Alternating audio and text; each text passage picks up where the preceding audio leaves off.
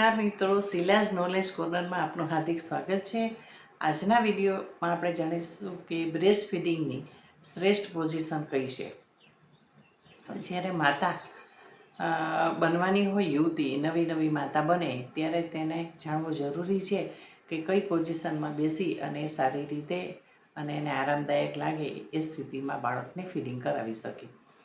હવે જ્યારે સગર્ભાવસ્થાનો છેલ્લો તબક્કો હોય ત્યારે માતાના મનમાં ખૂબ જ ઉત્સાહ હોય છે, આનંદ હોય છે કે ક્યારે મારા બાળકનો જન્મ થાય ને ક્યારે હું મારા બાળકને ખોળામાં લઈ અને ક્યારે ફીડિંગ શરૂ કરાવું, એવો ઉત્સાહ હોય છે, ઉમંગ હોય છે। તો એના માટે એને થોડુંક નોલેજ હોવું જરૂરી છે। તો હવે તમારી આજુબાજુમાં આંગણવાડી કેન્દ્ર હશે, તેમાં આંગણવાડી કાર્યકર છે, આશાબેન છે, નર્સબેન છે, આરોગ્ય કાર્યકર છે, અથવા તો તમે જે પ્રાઇવેટ હોસ્પિટલમાંથી ટ્રીટમેન્ટ લેતા હો ત્યાં નર્સ છે, ડૉક્ટર છે, તેની પાસેથી તમે ડિલિવરી પહેલાં આ થોડી જાણકારી મેળવી લો તો તમારા માટે સારું રહેશે અને તમને સુવિધાજનક રહેશે। તો જ માતા છે એ ગમે તે સ્થિતિમાં બેસી અને એને ફીડિંગ કરાવી શકે છે। ઊભા કરાવી શકે છે, સૂતા કરાવી શકે છે અને બેઠા પણ કરાવી શકે છે। માતાને આરામદાયક લાગવું જોઈએ અને બાળક બરાબર ચૂસી શકતું હોય અને દૂધ બરાબર આવતું હોય તો માતા અને બાળક બંને માટે ખૂબ જ સારું છે।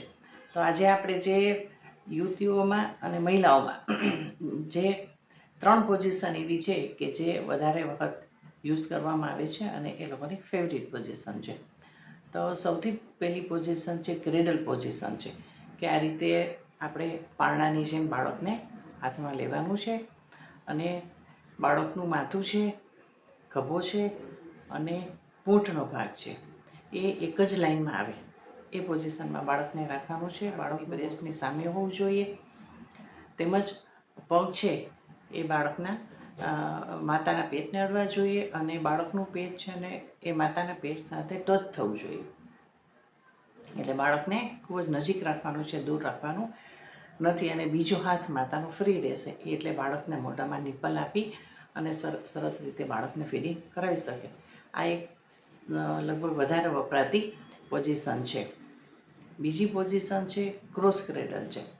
આ રીતે છે એ માતા છે એ બાળકને એ ક્રોસમાં રાખી અને ફીડિંગ કરાવે છે। જ્યારે સી સેક્શન હોય છે, સિઝેરિયન હોય છે ત્યારે માતા છે એ બેસી અને એના ખોળામાં તકિયો રાખી અને એની પર બાળકને સુવડાવી અને એ રીતે એને ફીડિંગ કરાવી શકે છે। અને જો ટ્વિન્સ હોય તો પણ બે બાજુએ બાળકને વળગાડવું હોય તો માતાને કોઈ તકલીફ પડતી નથી, એટલે આ પોઝિશન પણ માતા વાપરતી હોય છે। ત્રીજી પોઝિશન છે કે સાઈડમાં સૂઈને, પડખાભેર સૂઈને માતા છે ફીડિંગ કરાવે છે। આ રાત્રે વધારે વપરાતી પોઝિશન છે। રાત્રે છે માતાને આરામ મળે એના માટે સૂઈને ફીડિંગ કરાવે તો વધારે સારું છે।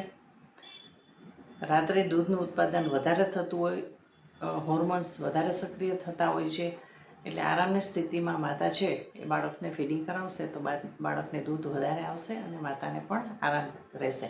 એટલે માતાએ પોતાના માથા નીચે 2 ઓશિકા રાખવાના છે, 2 પિલો રાખવાના છે અને કોણીનો ટેકો આપીને બાળકને સુવડાવવાનું છે અને બીજો હાથ છે એ બ્રેસ્ટને ટેકો આપી અને બાળકના મોઢામાં બરાબર જાય એ રીતે એને આ પોઝિશનમાં બાળકને ફીડિંગ કરાવવાનું છે।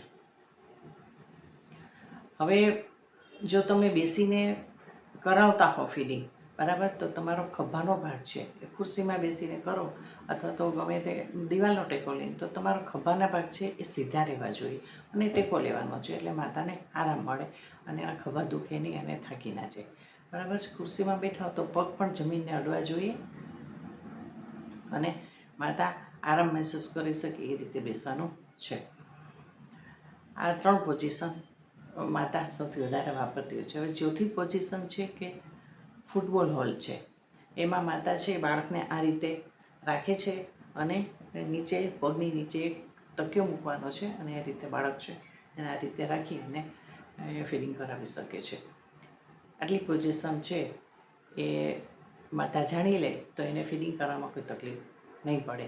એટલે માતાને પોતાને આરામદાયક લાગે, બાળક બરાબર ચૂસી શકે એ રીતો હોય તો બાળક છે એનું પોષણ સારી રીતે થાય, માતાને થાક પણ ન લાગે.